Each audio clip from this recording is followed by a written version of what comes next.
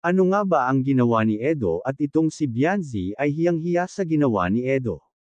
Bago ko ipagpatuloy ang maiksing reaction video na ito, hiling ko lang na patapusin ang panunood nito para malaman ang nilalaman nito, at kung bago ka pa lang sa munting channel na ito, paki-subscribe para lagi kang updated sa video ng mga kalingap. At pakisuportahan natin ang ama ng kalingap na si Val Santos Matubang, Ate Edna Vlog at si Kalingap Rab. Isang mapagpalang araw sa inyong lahat mga kalingap, at shoutout nga pala sa patuloy na sumusuporta sa aking YouTube channel, lalong-lalo na sa mga viewers natin na walang sawang nanunood at sumusuporta. Maraming salamat.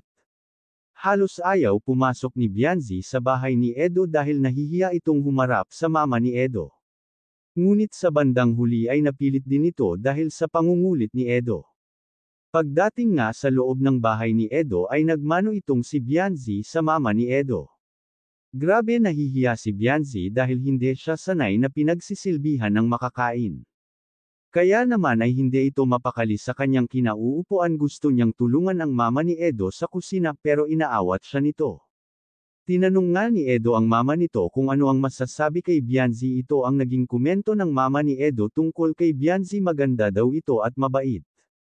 Sinabi pa nga ni Edo kay Bianzi na ang mama niya ay #1 supporter ng kalingap dahil mula umaga hanggang gabi itong nakasubaybay sa mga kalingap. Ngunit totoo ba ito na na-stress si Bianzi kay Edo dahil sa sobra nitong kakulitan?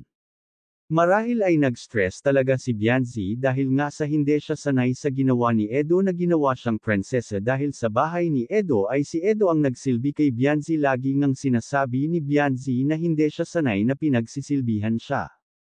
Ika nga ni Edo kay Bianzi na amanas lang tayo dahil pag kami pumupunta sa inyo pinagsisilbihan mo kami, kaya pagsisilbihan din kita ngayon. Napaka-sweet naman ni Edo kay Bianzi, talagang hindi niya ito pinapabayaan. Kahit nang nagpalagay ng brace itong si Bianzi ay siya rin ang kasama nito. Hanggang dito na lang ang update ko mga kalingap. Maraming salamat at God bless sa inyong lahat.